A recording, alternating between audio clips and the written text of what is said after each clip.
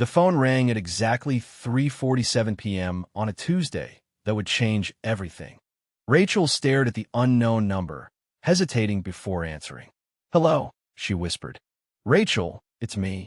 It's your mother." 20 years of silence shattered in an instant. 8-year-old Rachel had waited on that doorstep for 3 days, believing her mother would return. She never did. "How dare you call me after 20 years?" Rachel's voice cracked with rage and pain she thought she had buried. "Please, just give me 5 minutes to explain." Diana's voice broke through 20 years of silence like a knife through old wounds. Rachel felt her world spinning. The woman who had destroyed her childhood was asking for forgiveness. How could she even dare? Years of wondering why she wasn't enough. Years of believing she had done something wrong. Years of growing up without a mother's love. "I don't want to hear your excuses. I don't want your apologies. You lost the right to be my mother the day you walked away." "Rachel, please. There are things you don't know. Things your grandmother never told you. I had no choice." "What are you talking about? What things?" "Grandma Maggie raised me when you abandoned me. Don't you dare blame her. Margaret had been her salvation. The woman who picked up the pieces when Diana shattered their world into a million fragments. I'm hanging up now. Don't call me again. You're 20 years too late for explanations." Her finger hovered over the end call button. "Wait, please don't hang up. Your father. There are letters hidden in Margaret's attic. Letters that will explain everything." Rachel's fingers stopped moving. Her father had died 10 years ago, taking his secrets with him. What letters could possibly explain 20 years of abandonment? What letters? "My father never mentioned any letters." "You're lying, just like you lied when you said you'd come back." But something in Diana's voice made her hesitate. A desperation that seemed too real, too raw to be fabricated after all these years. "I know you hate me. I know you'll never forgive me. But please, just look for the letters. Then you'll understand why I had to leave." Rachel felt her carefully constructed walls beginning to crack. 20 years of certainty suddenly felt less solid than she'd believed. The line went dead. Rachel sat in silence, her mother's words echoing in her mind. Letters in the attic. Secrets that could change everything. But she had no idea that finding those letters would reveal a truth so devastating it would shatter everything she thought she knew about love, sacrifice, and the impossible choices mothers sometimes have to make. Where are you watching from today? Let me know in the comments below. And if this story is touching your heart, please give it a like and subscribe for more incredible true stories that will change how you see the world. It was a Tuesday morning in September 1995 when 8-year-old Rachel's world fell apart. She was playing with her favorite doll when she noticed her mother frantically packing clothes into a worn leather suitcase. The sunlight streamed through the living room windows, but something felt wrong. "Mommy, where are you going?" she asked innocently, not knowing this would be the last conversation they'd have for 20 years. Diana's hands were shaking as she folded clothes, tears streaming down her face as she tried to be quiet about her desperate preparations. Diana knelt down, her hands shaking as she cupped Rachel's small face. Her daughter's skin was so soft, so innocent, unmarked by the harsh realities that had forced this impossible choice. "Mommy has to go away for a while, sweetheart. But I promise I'll come back for you." The lie tasted bitter on her tongue, but she couldn't tell an 8-year-old the truth about the danger they were in. She memorized every detail of Rachel's face, the way her blue eyes sparkled with confusion, the small freckle on her left cheek. This moment would haunt Diana for the next 20 years. "But I don't want you to go. Take me with you." Rachel's small voice cracked as she reached for her mother, her tiny fingers grasping at air as Diana pulled away. The desperation in her daughter's voice was like a knife twisting in Diana's chest, but she couldn't look back. She couldn't change her mind. Their lives depended on her leaving, even if Rachel would never understand. "Be good for Grandma Maggie when she comes," Diana whispered, her voice breaking. Rachel didn't understand why her mother was crying so hard, why she kept looking out the window like she was scared of something. Rachel stood at the front door in her pink pajamas, watching her mother walk down Maple Street with that old brown suitcase. The morning had turned gray and overcast, matching the growing dread in Rachel's small chest. She waited for her mother to turn around, to wave, to give her some sign that this wasn't real. But Diana never looked back, her figure growing smaller until she disappeared around the corner like a ghost fading into morning mist.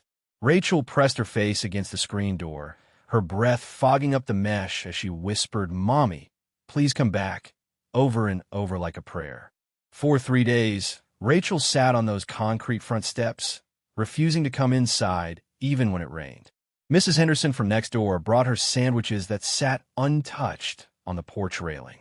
Neighbors whispered and watched from their windows as the little girl waited for a mother who would never return. She barely ate, barely slept, convinced that if she just waited long enough, if she was patient enough, her mommy would come back home. The postal worker asked if she was okay, but Rachel just shook her head and kept waiting, her small body shivering in the September chill. When Margaret's old blue sedan finally pulled into the driveway on the 4th day, Rachel finally broke down completely. She had been so brave, so determined to wait for her mother, but seeing her grandmother's familiar face crumbled every wall she had built. "Grandma Maggie," she sobbed, running into her grandmother's arms with such force that Margaret stumbled backward. Margaret held her tight, feeling how thin Rachel had become in just 4 days, her own tears falling silently as she wondered how she would explain to this broken child why her mother had abandoned her. That first night at Margaret's house, Rachel asked the question that would haunt her for years. "Grandma, did I do something bad? Is that why Mommy left?" Margaret's heart broke all over again as she poured hot chocolate into a small mug with dancing bears on it. How could she explain to this innocent child that sometimes adults make impossible choices? That sometimes leaving is the only way to keep someone safe? Instead, she lied with the gentle voice of someone trying to protect a fragile heart. "No, sweetheart, you did nothing wrong. Sometimes grown-ups have problems that children can't understand." Night after night, Rachel would ask when her mother was coming home. Margaret would read her stories and tuck her in, all while carrying the weight of Diana's secret. She knew the truth about why Diana had left, but she also knew that some truths were too dangerous for a child to know. "Will she be back for my birthday?" Rachel would whisper in the dark. "Will she be back for Christmas?" And Margaret would stroke her hair and promise that everything would be okay, even though she had no idea if that was true. The years passed slowly but surely. Rachel grew from a broken 8-year-old into a determined teenager, excelling in school and building walls around her heart. Margaret was always there for every scraped knee, every school play, every birthday that came and went without a word from Diana. But the questions never stopped haunting Rachel's dreams. She became fiercely independent, determined never to need anyone the way she had needed her mother. She threw herself into her studies, into activities, into anything that would keep her mind busy and her heart protected from further abandonment. Now 28 and a successful teacher, Rachel had built a life she was proud of. She was independent, strong, and had convinced herself that she didn't need anyone, especially not the mother who had abandoned her when she needed her most. Her students adored her, her colleagues respected her, and she had created the stable, secure life that had been ripped away from her as a child. But deep inside, that 8-year-old girl still wondered why she hadn't been enough to make her mother stay. And that phone call was about to tear open wounds that had never truly healed. 2 days after the phone call, Rachel was trying to focus on her normal routine at Jefferson Elementary School. She walked down the hallway carrying a stack of graded papers, forcing herself to smile at passing colleagues and students. But her mind kept replaying her mother's words about mysterious letters hidden in Margaret's attic. She had decided not to call Diana back, not to give her the satisfaction of knowing that her cryptic message had affected her. Rachel was determined to move on with her life, just as she had been doing perfectly well for 20 years without Diana's presence or explanations. "Okay, class, who can tell me what happens when a caterpillar goes into its chrysalis?" Rachel asked her 3rd-grade students, grateful for the distraction of teaching. 22 eager hands shot up, and she smiled genuinely for the first time in days. This was her sanctuary, her classroom, her students, her carefully controlled world where she was needed, respected, and never abandoned. Little Emma in the front row was practically bouncing in her seat with excitement to answer. Yes, Emma. Rachel pointed to her favorite student, a little girl who reminded her of herself at that age, curious, bright, and full of hope. Just before lunch, Mrs. Peterson, the school secretary, appeared at Rachel's classroom door looking unusually flustered. Rachel, I'm sorry to interrupt, but there's someone here to see you. She says she's family, but she doesn't have an appointment, and Mrs. Peterson's voice trailed off with obvious disapproval. Rachel felt her stomach drop as a terrible suspicion began to form. Did she give your name? Rachel asked, already knowing the answer would change everything. Diana Mitchell. She says she's your mother. The words hit Rachel like a physical blow, and she had to grip her desk to steady herself. Rachel walked slowly toward the main office, her heart pounding with each step. Through the glass windows, she could see a woman sitting in the visitor's chair, older, grayer, more fragile than she remembered, but unmistakably her mother.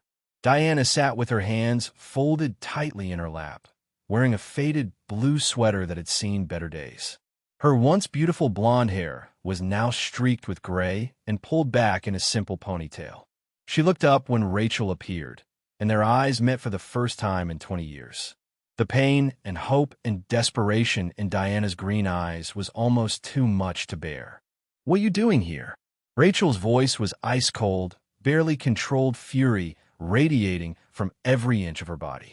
Diana stood up shakily, and Rachel noticed how thin she had become, how her clothes hung loosely on her frame. Rachel, please, I just need 5 minutes to explain. You need to leave. Now, this is my workplace, and you have no right to show up here and embarrass me in front of my colleagues and students. Rachel's professional composure was hanging by a thread, 20 years of suppressed anger threatening to explode in the middle of Jefferson Elementary's main office. Please, honey, just listen to me for 1 minute. I know you hate me. I know you have every right to hate me. But there are things you don't understand. Things about your father. Things about why I had to leave. Diana's voice cracked as she reached out toward Rachel. But Rachel stepped back as if her mother's touch would burn her. The entire office had gone silent, staff members pretending to work while obviously listening to every word of this very public family drama. Rachel could feel their curious stares, their whispered speculation, and it made her want to disappear into the floor. Don't you dare call me honey.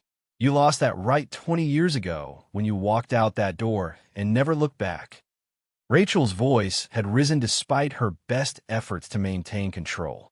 She could see Mrs. Peterson and the other office staff exchanging uncomfortable glances, clearly shocked by this outburst from their usually composed colleague. You don't get to show up at my job and humiliate me in front of people I have to work with every day. You don't get to disrupt the life I built without you.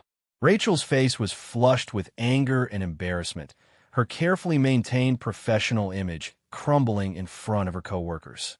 Just when Rachel thought the situation couldn't get any worse, Margaret appeared in the office doorway. At 78, she still moved with purpose and dignity, her white hair perfectly arranged and her expression stern but controlled. That's enough. Both of you, she said quietly, but with an authority that immediately silenced the room. Diana, you shouldn't have come here. Rachel, lower your voice. This is neither the time nor the place for this conversation.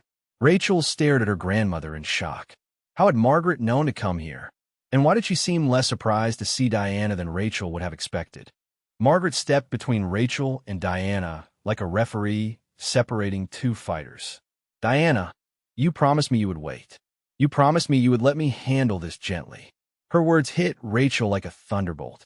Margaret had known Diana was back. They had been talking? How long had her grandmother been keeping this secret? Grandma, what is she talking about? You knew she was here. Rachel's voice was barely a whisper, the betrayal cutting deeper than any anger she had felt toward her mother. The one person she had trusted completely, the woman who had raised her, had been lying to her. Margaret's face softened with regret as she saw the pain in Rachel's eyes. Sweetheart, there are things you don't know. Things I should have told you years ago, but I was trying to protect you. Diana came to me first 3 days ago before she called you. She's been trying to do this the right way, but the right way? Rachel interrupted, her voice breaking. There's no right way to abandon your child for 20 years and then show up demanding forgiveness. And there's definitely no right way for you to lie to me about it, Grandma. I trusted you. You were the only person I trusted completely, and you've been lying to me too. That evening, Rachel sat in Margaret's familiar living room, surrounded by the floral wallpaper and family photographs that had been her comfort for 20 years. But tonight, nothing felt comfortable or familiar. She stared at her grandmother with a mixture of hurt and betrayal that cut deeper than any anger she had felt toward Diana. How long have you been lying to me, Grandma? How long have you known she was back? Rachel's voice was quiet but filled with pain. Margaret looked older than her 78 years as she struggled with how to begin a conversation she should have had decades ago. Margaret took a deep breath, her weathered hands trembling slightly as she folded them in her lap. Diana called me 3 days ago. She's been in therapy for years, trying to get better, trying to find the courage to contact you. But Rachel, sweetheart, there are things about your mother's condition that I never told you. Things about why she really left. Margaret's voice was heavy with the weight of 20 years of secrets. When Diana left, she wasn't just sad or overwhelmed. She was very, very sick. Mentally sick in a way that people didn't talk about or understand back then. Sick. Rachel's voice was sharp with skepticism. That's her excuse? That's what you're both going with. She was sick, so she abandoned her 8-year-old daughter. Rachel stood up and began pacing again, her hands clenched into fists. Lots of people are depressed, Grandma. Lots of people have mental health problems. They don't all walk away from their children and disappear for 20 years. But even as she spoke the words, Rachel could see the pain in Margaret's eyes, a deeper pain than simple sadness or disappointment. There was something more, something Margaret was still holding back. Margaret reached for an old photo album that sat on the coffee table, her fingers trembling as she opened it to a page Rachel had never seen before. The photos showed Diana during Rachel's early childhood, but looking at them now with adult eyes, Rachel could see what she had missed as a child. Diana's smile never reached her eyes. Her hands were often shaking. In several photos, she looked gaunt and exhausted, like someone fighting a battle no one else could see. Your mother suffered from severe postpartum depression that developed into something much worse. Back in 1995, people didn't understand these things the way they do now. Margaret pointed to a photo of Diana holding baby Rachel, and even Rachel could see the hollow look in her mother's eyes. She would have episodes where she couldn't get out of bed for days. She would hallucinate sometimes, hearing voices that told her terrible things. She was convinced that she was a danger to you, that she would hurt you somehow. Margaret's voice dropped to a whisper, and then your father's problems started getting worse, and the stress of that just pushed her over the edge completely. Rachel felt her anger wavering as she stared at these photos she had never seen, seeing her mother through new eyes. What do you mean, Dad's problems? Rachel asked, her voice smaller now, less certain. She had always idealized her father's memory. James had died when she was 18, and she had only good memories of their time together before his death. Margaret closed the photo album and looked directly at Rachel for the first time since this conversation began. Your father was a good man, sweetheart, but he had demons that he couldn't conquer. He started using drugs when you were about 6 years old. Prescription pills at first, then harder things when those weren't enough. No, Rachel said firmly, shaking her head. No, that's not true. Dad wasn't a drug addict. I would have known. I lived with you and him for 10 years after Mom left. I would have seen signs. But even as she protested, memories began surfacing that she had pushed away or explained differently. Her father's mood swings, the times he would disappear for days without explanation, the hush phone conversations that stopped when she entered the room, the way Margaret would get that worried look whenever James was late coming home. Margaret's eyes filled with tears as she watched Rachel's face change from denial to horrible understanding. I protected you from it, sweetheart. We both did. James tried so hard to get clean, especially after Diana left. He went to rehab twice, and for a while, it seemed like he was winning. But addiction is a disease, and it was stronger than his love for you, as much as that broke his heart. Margaret reached out to touch Rachel's hand. Diana couldn't handle watching him destroy himself, and she was too sick herself to fight both his addiction and her own mental illness while trying to take care of you. Rachel put her face in her hands as 20 years of carefully constructed memories began to crumble. Everything she thought she knew about her family, about her parents, about why her mother left, it was all built on lies and half-truths designed to protect her. So she just left? Rachel's voice was muffled by her hands. She was sick and Dad was using drugs, so she just abandoned me to deal with it alone. The pain in her voice was raw and vulnerable, like the 8-year-old girl who had waited on those front steps was finally being allowed to speak. Margaret knelt beside Rachel's chair, her own tears falling freely now. She didn't abandon you, sweetheart. She brought you to me because she knew I could give you the stability and safety that she couldn't provide in her condition. Diana spent 3 months in a psychiatric hospital right after she left. When she got out, James made her promise to stay away until she was completely well, until she could be the mother you deserved. Margaret's voice broke as she continued. But by the time she was better, years had passed. You had a life with me. You were doing well in school. You seemed happy. She was terrified that coming back would only hurt you more. The next morning, Rachel found herself climbing the narrow wooden stairs to Margaret's attic, her heart pounding with each step. She had barely slept, Margaret's revelations playing over and over in her mind like a broken record. The attic smelled of old wood and forgotten memories, dust motes dancing in the pale sunlight that filtered through a small window. Cardboard boxes labeled in Margaret's careful handwriting lined the walls. Christmas decorations, Rachel's school papers, James's things. It was this last box that Rachel approached with trembling hands, knowing that whatever she found inside would change everything she thought she knew about her family. Rachel lifted the lid of the box marked James's things and immediately saw what Diana had been talking about. Beneath her father's old baseball cards and work documents was a manila envelope thick with letters, sealed with tape that had yellowed with age. Her name was written on the envelope in her father's familiar handwriting, along with a note, "For Rachel, open only if something happens to me." Her hand shook as she broke the seal, wondering why Margaret had never given these to her after James died 10 years ago. Inside were dozens of letters, some typed, some handwritten, some official-looking documents with letterheads she didn't recognize. The first letter she opened was in her father's handwriting, dated just 3 months before Diana left. "My dearest Rachel," it began, "if you're reading this, then something has happened to me, and there are things you need to know about why your mother had to leave." Rachel's breath caught in her throat as she continued reading. "I got involved with some very dangerous people, sweetheart. I owed them money, a lot of money, and when I couldn't pay, they started threatening our family. They said they would hurt you and your mother if I didn't find a way to get them what they owed." Letter after letter revealed the horrifying truth that had been hidden from her for 20 years. Her father had borrowed money from dangerous people to pay for his drugs, and when his addiction spiraled out of control, so did his debt. The letters included actual threats, typed notes with no signatures that made Rachel's blood run cold. "Pay up, or your pretty wife and little girl will pay the price. We know where your daughter goes to school. Last warning, $50,000 by Friday, or we visit your family."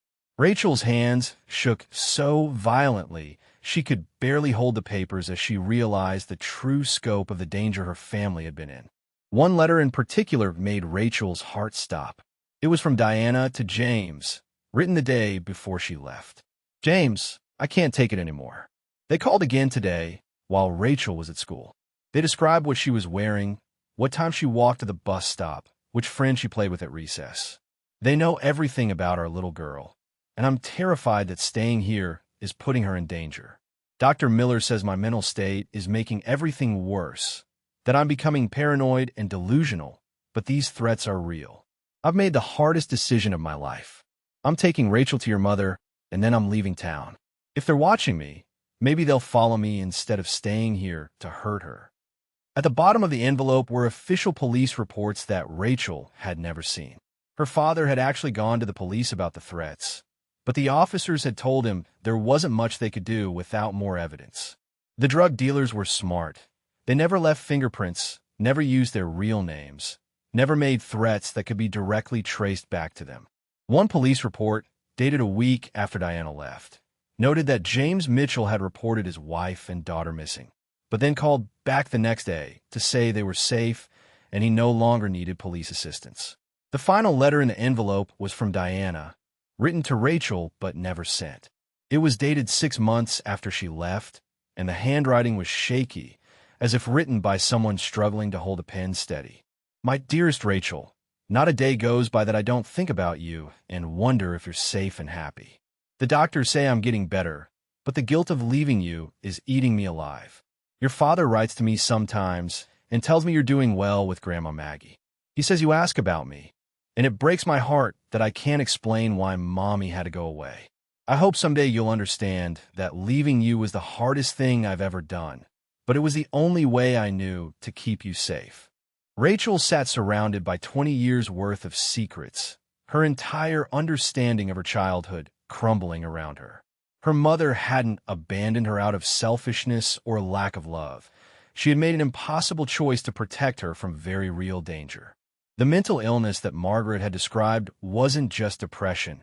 It was the crushing weight of being terrorized by dangerous people while trying to protect a child, all while struggling with untreated postpartum depression and watching the man she loved destroy himself with drugs. At the very bottom of the pile was a newspaper clipping that made Rachel's blood freeze. The headline read, "Local drug dealer found dead. Police suspect gang retaliation." The article, dated 2 years after Diana left, described the death of Marcus Tank Rodriguez, the same name that appeared on several of the threatening letters. According to the article, Rodriguez had been killed in what police believed was a dispute over territory and money. Rachel realized with growing horror that the people who had threatened her family were capable of murder, and her mother hadn't known it. As Rachel sat in that dusty attic holding the evidence of her family's deepest secrets, she finally understood the impossible choice her mother had faced: stay and risk having her 8-year-old daughter hurt or killed by dangerous criminals, or leave and break both their hearts but keep Rachel safe. Diana hadn't abandoned her. She had sacrificed everything, including her own happiness and her relationship with her daughter, to protect her from a threat that Rachel had been too young to understand. The mother she had hated for 20 years had actually saved her life by walking away. The flashback began 20 years ago on a rainy Tuesday evening in September 1995. Diana stood at the kitchen sink washing dishes, her hands trembling so violently that she had already broken 2 plates. The postpartum depression that had never been properly treated had evolved into something much darker, made worse by months of terror and James's spiraling addiction. When James walked through the back door that night, his face was pale with a fear she had never seen before. "They called again," he whispered, looking over his shoulder as if the dangerous men might be listening from the shadows. This time they said they'd been watching Rachel at school. Diana dropped the plate she was holding, and it shattered in the soapy water. "What do you mean they've been watching her?" Her voice was barely a whisper, but it carried 20 different kinds of fear. James couldn't meet her eyes as he pulled a crumpled piece of paper from his jacket pocket. "They left this on my car windshield at work." Diana read the note with growing horror. "Your daughter looks so sweet in her pink backpack. She sits alone on the swings during recess on Tuesdays. It would be such a shame if something happened to her because Daddy can't pay his debts." Diana's world tilted on its axis as she read those words. These weren't empty threats from desperate addicts. These were detailed, specific observations from people who had been studying her 8-year-old daughter's daily routine. "How much do you owe them, James?" she asked, though part of her didn't want to know the answer. $50,000, he whispered, and Diana felt her knees go weak. They didn't have $50, let alone $50,000. James had lost his job 3 weeks ago because of his drug use, and Diana's part-time work at the grocery store barely covered their rent. Diana began hyperventilating, her untreated mental illness combining with pure terror to create a panic attack unlike anything she had ever experienced.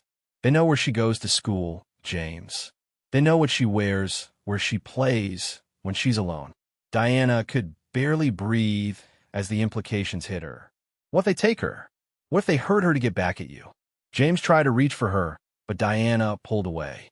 She couldn't think straight, couldn't breathe, couldn't see past the images of her innocent daughter being hurt by dangerous men because of choices James had made. That night, while Rachel slept peacefully in her bedroom, Diana made the most desperate phone call of her life. She called every family member, every friend, begging for money they didn't have to give. Her mother, Margaret, was on a fixed income and had already lent them everything she could. Diana's sister lived across the country and was struggling with her own family's finances. By 3 a.m, Diana sat at the kitchen table staring at a notebook full of names, all crossed out, with a total of only $800 promised, nowhere near enough to save their daughter from the monsters who were watching her. For the next 3 days, Diana barely slept or ate. Every car that drove past their house made her heart race. Every phone call sent her into a panic. She found herself constantly checking on Rachel, making excuses to walk by the school, watching from across the street during recess to see if anyone suspicious was lurking nearby. Her mental health, already fragile from untreated postpartum depression, began completely unraveling under the weight of this terror. She started seeing shadows where there weren't any, hearing threats in innocent conversations, jumping at every unexpected sound. On Thursday night, Diana sat beside Rachel's bed watching her daughter sleep, tears streaming down her face as she faced an impossible choice. She could stay and hope the threats were empty, risking Rachel's safety on the chance that these dangerous men were bluffing. Or she could remove herself from the equation entirely, hoping that if she disappeared, their anger would follow her instead of staying focused on an innocent 8-year-old child. Diana knew that leaving would destroy Rachel emotionally, but staying might destroy her physically. As she watched her daughter's peaceful face in the moonlight, Diana made the most heartbreaking decision any mother could ever make. The next morning, while James was passed out from his latest binge and Rachel was still sleeping, Diana quietly packed a single suitcase with her most essential belongings. She left behind everything that mattered: photo albums, jewelry, mementos from Rachel's childhood, taking only enough clothes to survive and the small amount of cash she had managed to scrape together. She wrote 2 letters, one to James explaining her plan, and one to Rachel that she would never have the courage to send. With each item she packed, a piece of her heart broke, but she told herself this was temporary, that she would find a way to come back when the danger passed. Diana's final act before leaving was calling Margaret to ask if she could take Rachel for a few days while Diana and James worked some things out. She couldn't tell her mother the whole truth. Margaret would have insisted on calling the police, and Diana had already learned that the police couldn't protect them from threats they couldn't prove. Margaret agreed immediately, as Diana knew she would, not knowing that this favor would turn into raising her granddaughter for the next 20 years. Diana also called Dr. Miller, her psychiatrist, leaving a message that she was having a crisis and needed to be hospitalized immediately. Diana's last moment in that house was standing in Rachel's bedroom doorway, memorizing her daughter's sleeping face. Rachel looked so peaceful, so innocent, so completely unaware that her world was about to change forever. "I'm doing this because I love you more than my own life," Diana whispered into the morning silence. "Someday, when you're older, maybe you'll understand that sometimes the people we love most are the ones we have to leave behind to keep them safe." Then she walked out of that house and out of Rachel's life, carrying nothing but a suitcase and the devastating hope that her sacrifice would be enough to protect the most precious thing in her world. Rachel sat across from her mother in a small coffee shop downtown, the manila envelope containing her father's letters spread between them like evidence in a trial. After spending 2 sleepless nights reading and rereading every document, every threat, every desperate plea from her parents, Rachel had finally called Diana and asked to meet. The woman sitting across from her looked fragile and nervous, her hands wrapped around a coffee cup that had long since gone cold. Diana's eyes were red-rimmed, whether from tears or lack of sleep. Rachel couldn't tell. But for the first time in 20 years, Rachel was looking at her mother not with hatred, but with a desperate need to understand the complete truth about the choice that had destroyed both their lives. "I found them," Rachel said quietly, placing the threatening letters on the table between them. "I found all of Dad's letters, all the threats, all the police reports he filed that went nowhere." Diana's breath caught in her throat as she saw the papers that had haunted her nightmares for 2 decades. "I read the one where they described what I was wearing to school, where I sat during lunch, which friends I played with on the playground." Rachel's voice was steady, but Diana could see the pain in her daughter's eyes. "They knew everything about my routine, didn't they? They were really watching me." Diana nodded, unable to speak as 20 years of carefully buried memories came flooding back. "I'm so sorry, Rachel," Diana whispered, her voice breaking as 20 years of suppressed guilt poured out of her. "I know that doesn't change anything. I know sorry doesn't give you back your childhood or take away the pain I caused. But I need you to know that leaving you was the hardest thing I've ever done in my life. Every single day for 20 years, I've wondered if I made the right choice. Every single night, I've gone to sleep wondering if you were okay, if you were happy, if you hated me." Diana's hands shook as she wiped tears from her face. "I want to come back so many times, but I was terrified that showing up would just hurt you more." Rachel felt her own tears starting to fall as she watched her mother's complete breakdown. For 20 years, she had imagined this conversation going differently, with more anger, more accusations, more demands for explanations that could never be sufficient. But sitting here now, seeing the genuine anguish in Diana's eyes, Rachel realized that her mother had been suffering just as much as she had, maybe more. "Why didn't you ever try to contact me after Dad died?" Rachel asked, her voice softer now. "The threats were gone by then. Marcus Rodriguez was dead. Dad was gone. Why didn't you come back then?" It was the question that had tortured Rachel the most, understanding why Diana left, but not understanding why she stayed away. Diana took a shaky breath before answering. "Because by then, you had built a life without me. You were 18 when James died, about to graduate high school, planning for college. You had Margaret, you had friends, you had a future mapped out. I had been in and out of psychiatric hospitals for years, trying to get my mental health stable enough to be the mother you deserved." Diana's voice grew stronger as she continued. "I was working with Dr. Miller, learning to manage my depression and anxiety, but I was also working 3 jobs just to survive because I had no education, no skills, no work history. What could I have offered you? A broken woman with a mental illness and minimum wage jobs? You were thriving without me, and I was terrified that coming back would just disrupt the stability you had finally found." "But I needed you," Rachel said, her voice barely above a whisper. "I needed my mother. Do you know how many times I wondered what was wrong with me that you never came back? Do you know how many nights I cried myself to sleep wondering if I had done something to make you leave?" Diana's face crumpled with fresh pain as she heard the words she had feared most. "Grandma Maggie did her best, and I love her for everything she did for me, but she wasn't you. There were so many moments when I needed my mom, my first heartbreak, my graduation, when I got my first teaching job. I kept thinking maybe you'd show up, maybe you'd be proud of me, maybe you'd want to be part of my life again." Diana slowly reached across the table and touched Rachel's hand, half expecting her daughter to pull away. When Rachel didn't move, Diana felt a spark of hope she hadn't allowed herself to feel in 20 years. "I was at your high school graduation," Diana whispered, and Rachel's eyes widened in shock. "I sat in the back, behind the other families, and I watched you walk across that stage. You looked so beautiful, so confident, so strong. I was so proud of you I could barely breathe." Diana's voice broke again. "But I also saw how happy you looked with Margaret, how settled and secure you seemed, and I convinced myself that approaching you would just confuse you and hurt you when you had already been hurt enough. You were there." Rachel's voice was filled with disbelief and pain. "You were there, and you didn't say anything? I looked for you in that crowd, Mom. I searched every face hoping you might have come, and when I didn't see you, it broke my heart all over again." Rachel pulled her hand back, not in anger, but in overwhelming emotion. I would have been happy to see you. Confused, maybe, but happy.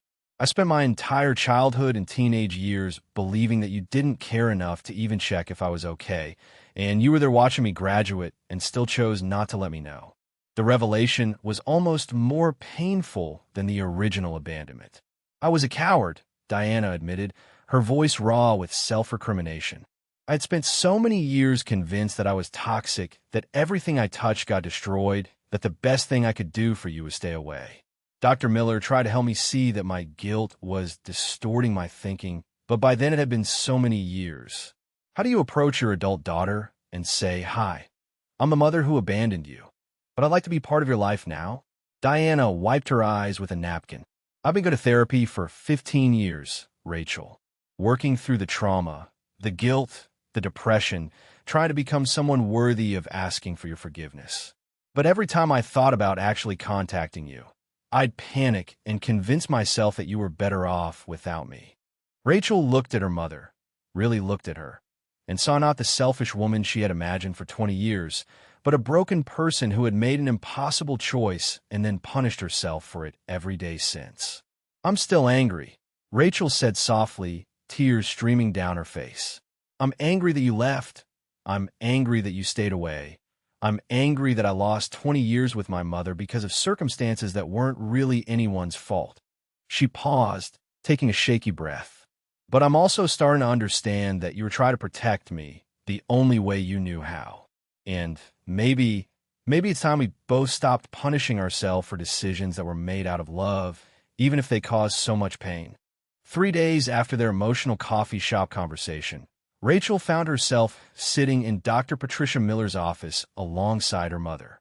Diana had suggested that Rachel might want to hear the truth about her mental health history from a professional, and Dr. Miller had agreed to meet with them both. The office was warm and welcoming, with soft lighting and comfortable chairs, but Rachel felt nervous as she prepared to hear clinical details about her mother's condition. Dr. Miller had been Diana's psychiatrist for over 15 years, and she had witnessed firsthand the long journey from breakdown to recovery that had defined Diana's adult life.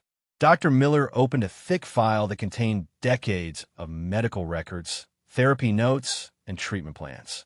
"Rachel, your mother has given me permission to share her medical history with you, which is something I don't take lightly," Dr. Miller began, her voice professional but kind.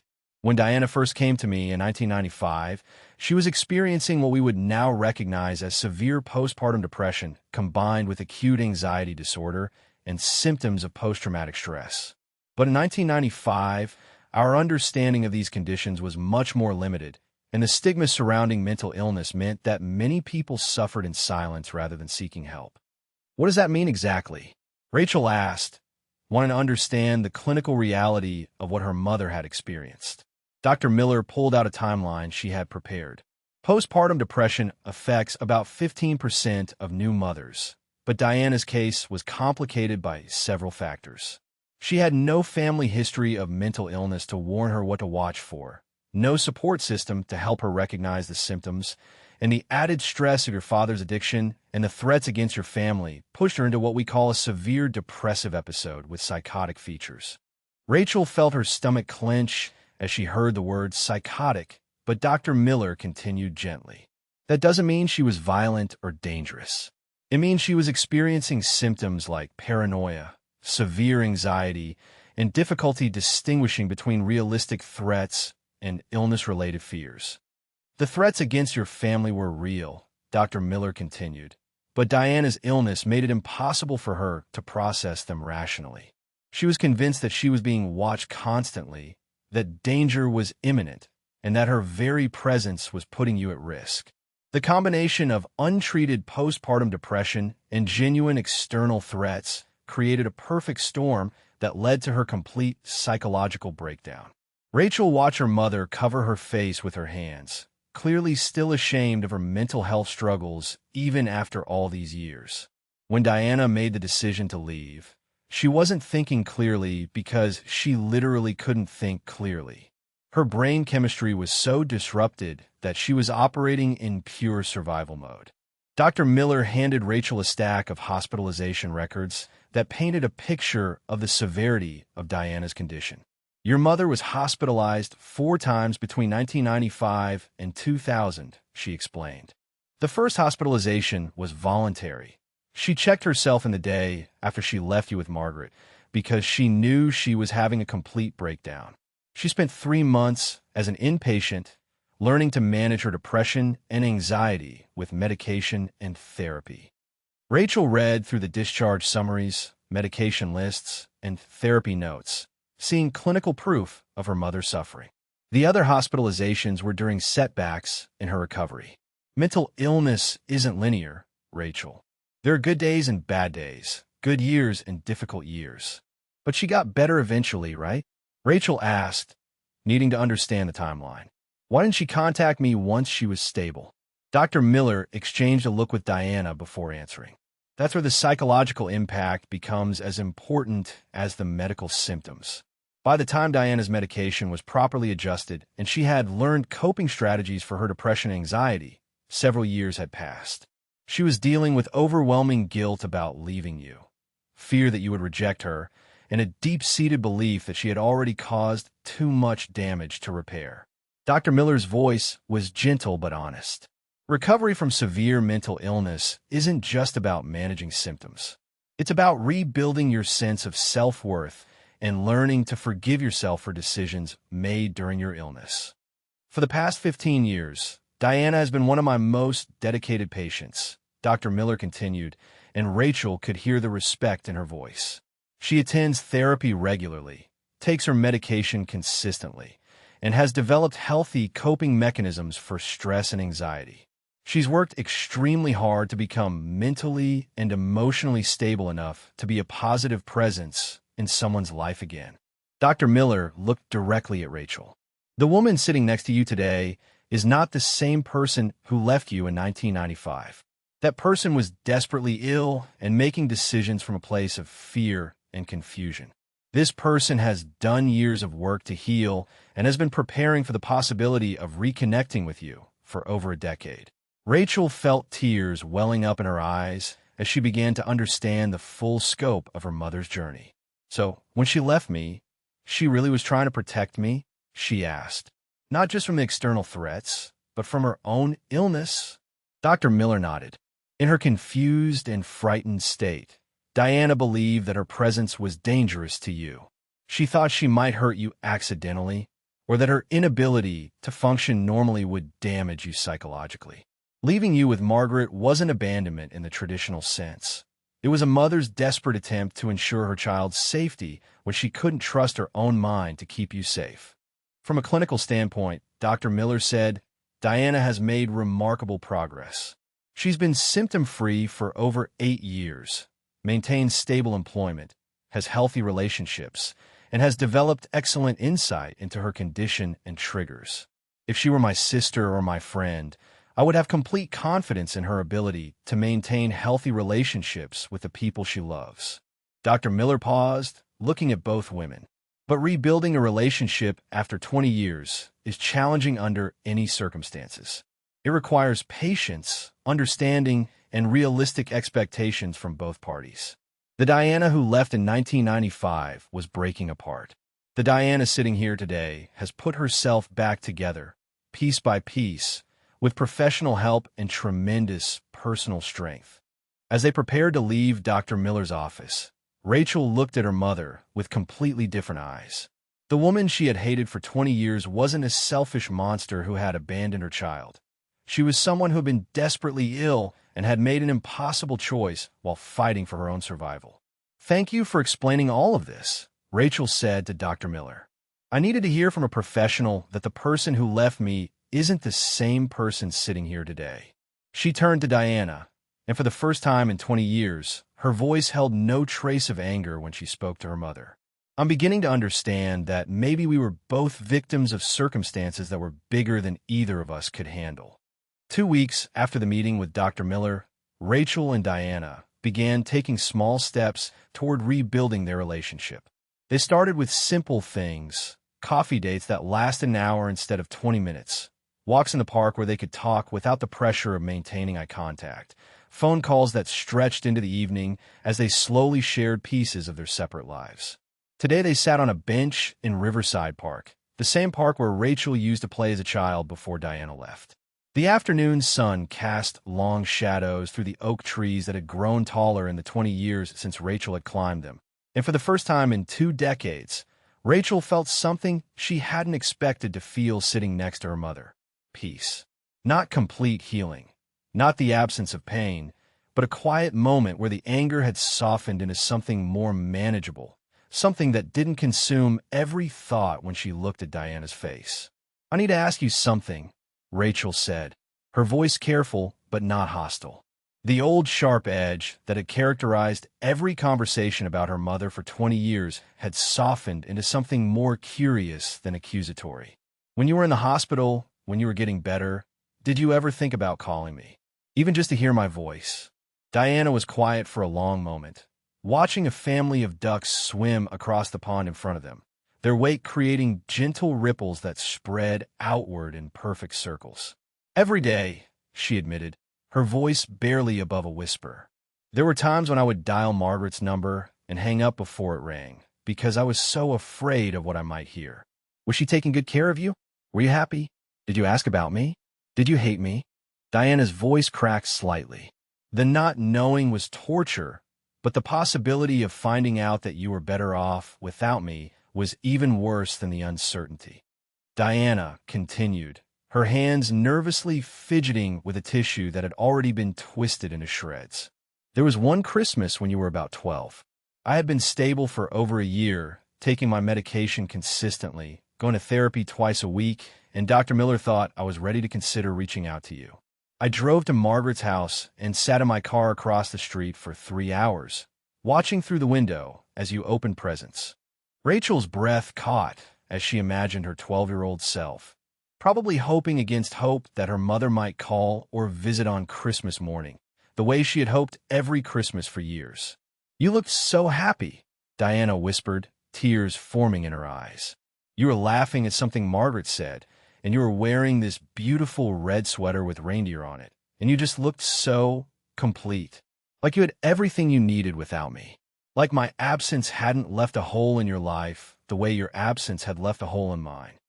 Rachel felt tears welling up as she listened to her mother's confession, imagining Diana sitting alone in a car on Christmas morning, watching the daughter she loved from a distance because she was too afraid to knock on the door. Without thinking, she reached over and took Diana's hand, the first time she had voluntarily touched her mother in 20 years. Diana's hand was smaller than Rachel remembered, more fragile, marked with lines and age spots that spoke of the years that had passed between them. "I wasn't complete," Rachel said softly, surprised by her own honesty. "I was happy with Grandma Maggie, and she gave me a wonderful childhood filled with love and stability. But there was always a piece missing. Every Christmas, every birthday, every important moment in my life, I wondered where you were and if you were thinking about me." Diana looked down at their joined hands in amazement, hardly daring to believe that her daughter was choosing to comfort her rather than pulling away in anger or disgust. "Do you want to know what the hardest part was for me?" Rachel asked, and Diana nodded, though she was clearly bracing herself for more pain. She had spent 20 years imagining the ways her absence had hurt her daughter, and she knew that hearing the reality would be even worse than her worst fears. "It wasn't just that you left. It was that I never knew why. For 20 years, I convinced myself that I must have done something wrong, that I must not have been a good enough daughter to make you want to stay." Rachel's voice was steady but filled with old hurt that had shaped every relationship she'd ever had since childhood. "I became an overachiever, trying to be perfect at everything, thinking that maybe if I was smart enough or successful enough or good enough, you might come back. I spent my entire childhood and teenage years trying to earn love from someone who wasn't there to give it, and that pattern followed me into every friendship, every romantic relationship, every professional situation I've ever been in." Diana squeezed Rachel's hand tighter, tears streaming down her face as she absorbed the full impact of how her departure had shaped her daughter's entire sense of self-worth. "Oh, sweetheart, you were perfect. You were the most perfect, beautiful, wonderful daughter any mother could ask for. My leaving had nothing to do with you, and everything to do with my own brokenness and the impossible situation we were all trapped in. Diana turned to face Rachel fully, needing her daughter to see the absolute sincerity in her eyes. I know I can't take back 20 years of you feeling like you weren't enough. I know I can't undo the damage that my choices caused to your sense of self-worth, your ability to trust people, your fear of abandonment. But please believe me when I tell you that every day I was away from you, I was thinking about how proud I was to be your mother, even if I couldn't be there to show it. You were never the problem, Rachel. You were never anything less than everything I could have hoped for in a daughter. Rachel sat quietly for several minutes, processing 20 years of pain and confusion alongside these new revelations of love and sacrifice. The ducks had moved to the far side of the pond, and the park was growing quieter as families headed home for dinner. But neither woman seemed ready to end this conversation that had been 20 years in the making. I'm not ready to say that everything is okay, Rachel said finally, her voice thoughtful and measured. I'm not ready to pretend that the last 20 years didn't happen or that the pain just disappears because I understand your reasons now. There's still a lot of healing that needs to happen, a lot of trust that needs to be rebuilt. Diana nodded, having expected nothing different and knowing that anything else would have been unrealistic.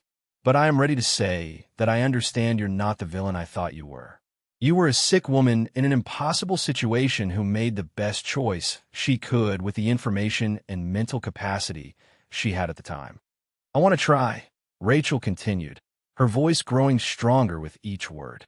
I want to try to build a relationship with the woman you are now, not the woman you were 20 years ago when you were sick and scared and making impossible choices.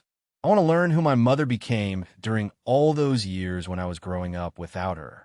I want to understand the person you fought to become through all that therapy and medication and hard work. Diana's face lit up with a hope she hadn't allowed herself to feel in decades. But Rachel held up a hand to temper her excitement. It's going to be hard, Rachel warned. There are going to be moments when I'm angry again, when the old hurt comes back, when I need space to process everything. There are going to be times when something you say or do triggers all those feelings of abandonment that I've been carrying around for 20 years. Can you handle that? Can you be patient with me while I figure out how to have a mother again?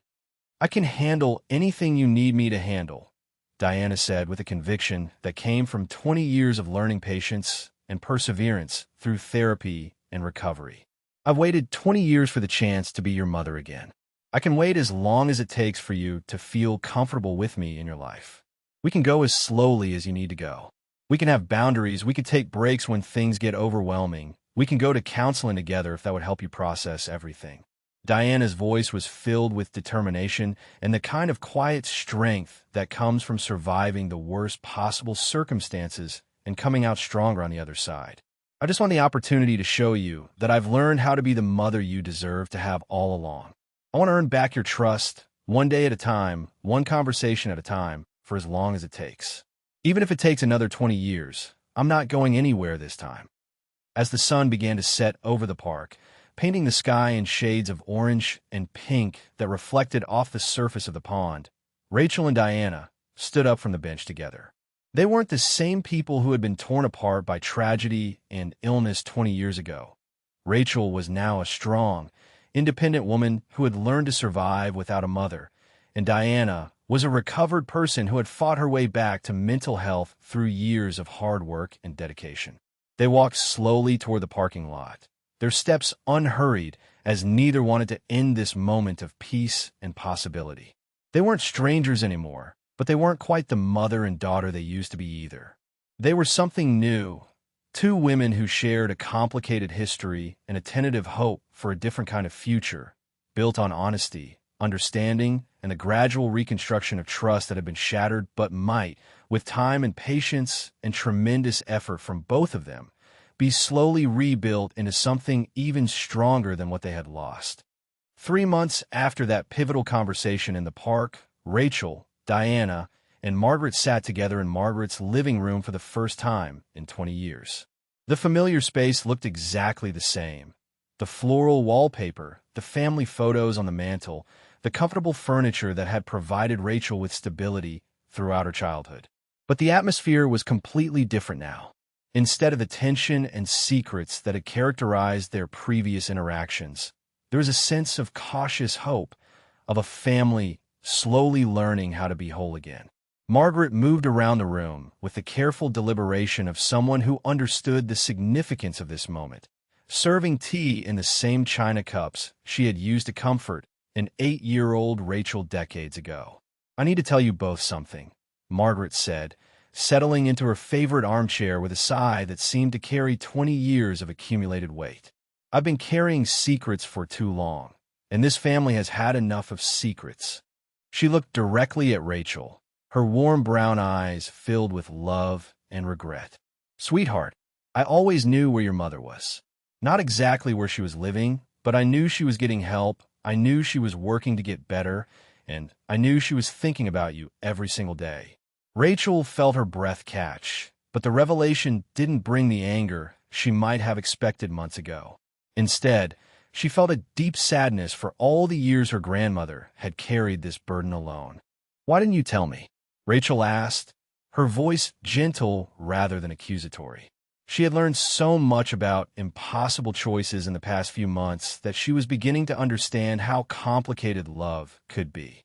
Margaret reached for Rachel's hand, her weathered fingers intertwining with her granddaughter's younger ones. "Because Diana asked me not to. She made me promise that I would let her contact you when she was ready, when she was healthy enough to be the mother you deserved. And because, honestly, I wasn't sure it was the right thing for you." Margaret's voice trembled slightly. "You were doing so well, sweetheart. You were thriving in school. You had friends. You seemed happy. I was terrified that telling you about Diana's condition would just confuse you and hurt you more." Diana wiped tears from her eyes as she listened to Margaret's confession. "Thank you," she said quietly, her voice thick with emotion. "Thank you for protecting her when I couldn't. Thank you for giving her the childhood I wanted to give her but wasn't capable of providing. Thank you for loving her enough to let me try to get better instead of just writing me off as a lost cause." Diana turned to include Rachel in her words. "I know it must have been incredibly difficult to watch Rachel wonder about me, to see her hurt on birthdays and holidays, and to stay silent about where I was and what I was doing. You sacrificed your own peace of mind to respect my wishes and protect Rachel's emotional well-being." Margaret looked at both women with the wisdom that comes from having lived through decades of joy and sorrow. "You know what I've learned in my 78 years?" she asked, settling back in her chair. "Love isn't always pretty. Sometimes love means making choices that hurt in the short term, but protect people in the long term. Sometimes love means staying silent when you want to speak, or speaking up when you want to stay quiet. Sometimes love means letting go of someone you adore because holding on would hurt them." She looked at Diana. "You loved Rachel enough to leave when staying would have put her in danger. You love her enough to stay away when coming back might have disrupted her stability." Then she looked at Rachel. "And you loved her enough to listen to her story with an open heart instead of letting 20 years of hurt make the decision for you." Rachel sat quietly, absorbing the profound lesson about love and sacrifice that had taken her 28 years to understand. She thought about all the relationships in her life that she had approached with fear and walls, always waiting for the other person to leave, always holding back a piece of herself as protection against abandonment. "I think I'm finally beginning to understand that love and loss aren't opposites," she said slowly. "Sometimes they're the same thing. Sometimes the people who love us most are the ones who have to make choices that feel like abandonment, but are actually protection." She looked at both women. "And sometimes healing isn't about getting back what we lost, but about building something new from the pieces that remain." Diana leaned forward, her voice filled with determination and hope. "I know I can't be the mother you needed 20 years ago. I know I can't take you to your first day of school, or help you with middle school heartbreak, or be there for your high school graduation. But I could be the mother you need now, if you'll let me. I could be here for your future milestones, your challenges, your celebrations. I can learn about the woman you've become and support the woman you're still becoming." Diana's voice grew stronger. "I want to be part of your life in whatever way feels comfortable for you. I want to earn the right to be called your mother again, not because of biology, but because of the relationship we build together from this point forward."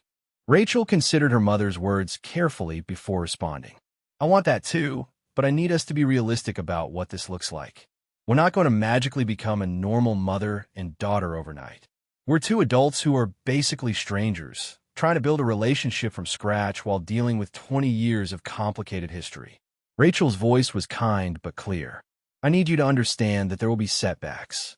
There will be days when I need space, when old feelings come up, when this feels too hard. And I need you to be okay with that without taking it personally or giving up." Diana nodded eagerly, understanding that Rachel was offering her the greatest gift imaginable, a second chance, with conditions that protected them both. Margaret watched with tears of joy as her granddaughter and daughter began making concrete plans for their future relationship.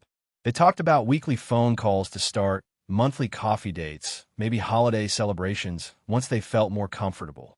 Diana shared stories about her work at a local nonprofit helping other women with mental health challenges, and Rachel told her about her students and her passion for teaching. Margaret realized that she was witnessing something miraculous, not the restoration of what had been lost, but the creation of something entirely new. These weren't the same people who had been torn apart by tragedy and illness 20 years ago. They were transformed individuals who had learned from their pain and were choosing to build something beautiful from the wreckage of their past. As the evening drew to a close, Rachel felt a sense of peace she hadn't experienced since she was 8 years old. She had learned that forgiveness wasn't about forgetting or pretending that pain hadn't happened. It was about choosing to build something new from the foundation of understanding and love. She had discovered that families could be broken and rebuilt, that love could survive even the most impossible circumstances, and that sometimes the greatest act of love is knowing when to let go and when to hold on. Her mother hadn't abandoned her out of selfishness or lack of love. She had made an unimaginable sacrifice to protect her daughter from danger, and then spent 20 years becoming someone worthy of asking for forgiveness. As Rachel looked around the room at the two women who had shaped her life in such different but equally profound ways, she knew that her story wasn't ending. It was just beginning a new chapter, one where love and healing were possible even after the deepest wounds. Where are you watching from today? What moments in your own life have taught you about the complex nature of love and forgiveness? Share your thoughts in the comments below. And if this story has touched your heart, please give it a like and subscribe for more incredible true stories that remind us that healing is always possible, even when it seems impossible.